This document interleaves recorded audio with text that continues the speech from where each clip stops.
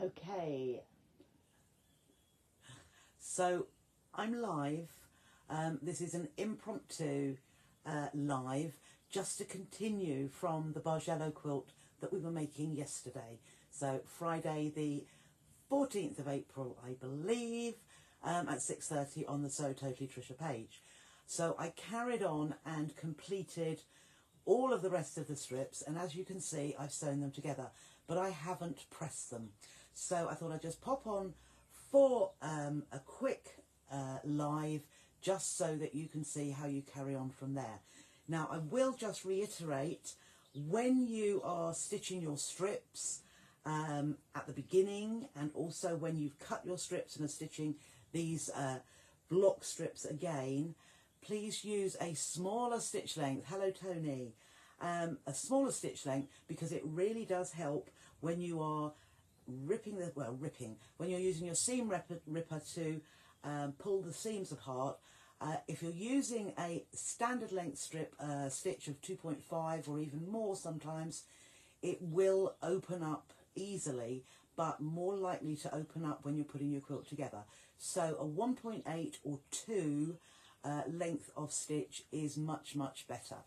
So let me just show you. So here it is, a little bit, there's a little bit in the middle, no, towards the end here, which has already been pressed, and it does look that much better.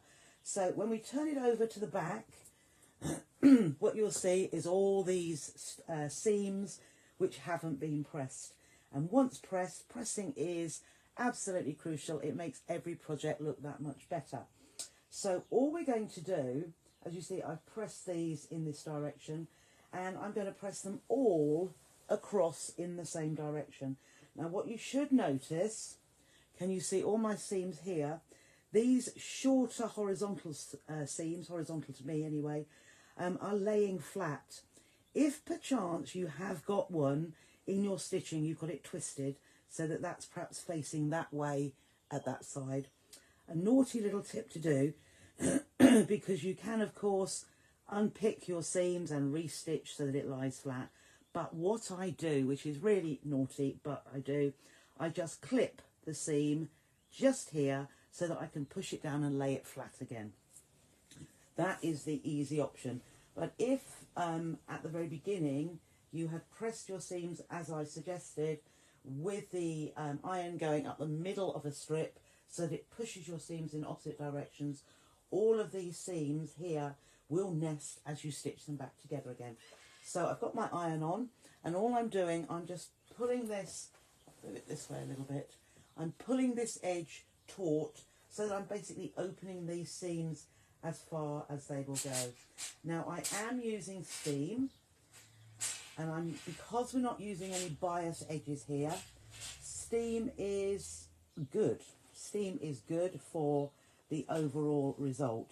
What I am watching for, I'm not pulling at this edge too much because I don't want to have a wavy edge here, but I do want those seams to be pressed nice and flat. I'll just go over a little bit more just here, push the iron to the side and pull it forward, and then I can go over the next section so that I am moving across methodically so that all my seams are being pressed. Just need a little bit more water in here soon. So I'm steaming as I go, and as I say, I'm watching that these short horizontal seams, don't open up. We want them all to remain nicely pressed and flat. So we just move the next little bit up here because I've done that part, and then start coming across. I'm going across that little bit that I did originally, but when I turn it over you will see the absolute difference. So just pressing that down, little bit of steam left in there, and carry on across, and I'm protecting those horizontals, and you can see how beautifully flat that is lying. And I'm now just going to go over, still pulling this to the side just to open it out, but it will mainly be opened out now because I have pressed the majority, and making sure that these vertical seams are straight. We don't really, well, we don't want any curvy We don't want them wobbling as they go down. So to my mind, that looks nice and straight. Then I'm just going to flip it over, and what a difference that makes. Perfectly flat.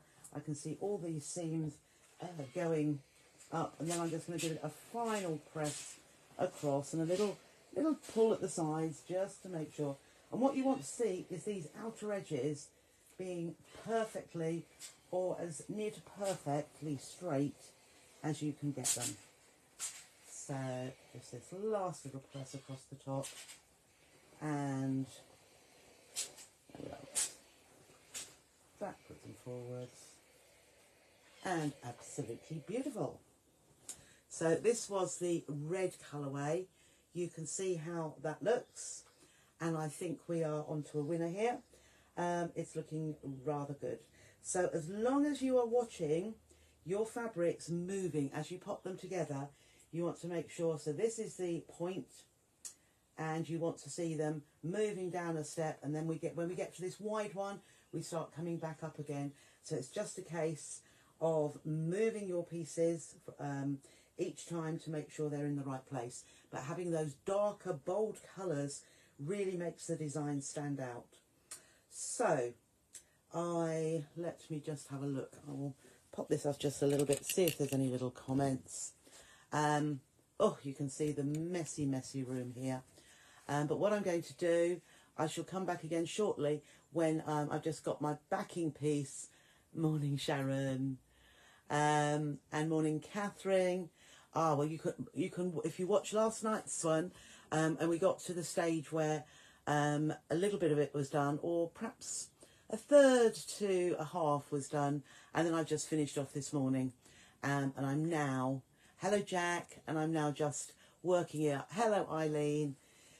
Yes, so I'm now working up so that you've got the full effect, and I'm going to, the next one I shall do now, well, when I've got my wadding and backing fabric together, and then I will show you, I will probably, see if I can get a mat, I will show you how to put your quilt together with your wadding and backing fabric and then start to quilt. Probably won't be the easiest, have to move things around, but I will show you how to quilt, because I use the easy way. So here we are. Oh, that's better. That's looking rather lovely. So this was only made with 10 jelly roll strips. So if you get together, if you haven't got a jelly roll, but if you have got 2.5 inch, or you cut some fabric 2.5 inches wide, here we have, this is just 10. So imagine in a whole jelly roll, you could make 4 of these, or a quilt 4 times the size. And if you imagine the same piece made 4 times and then put one above the other, it would look absolutely stunning. And it will work. It will work putting one above the other. So if I just measure, I've got a ruler here, I have. I'll measure what the size is. So that's 13, that's about 21 by 21, 13, 26,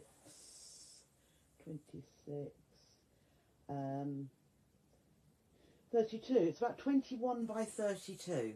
So, you know, for the 10 strips of fabric, you're getting quite a decent sized quilt there. So I'm going to leave you. Anybody that hasn't managed to catch me live can obviously watch it again, and I will pop it onto, well, it is on the So Totally Trisha page, and it will be there to stay. So just watch out for part 3, which as soon as I'm ready, I will carry on doing that. So have a lovely morning, and I hope I've inspired you to give this a little go. A project which, on the surface of it, looks complicated, and oh my goodness, I can't do that, but you can. So I'll see you shortly. Bye for now.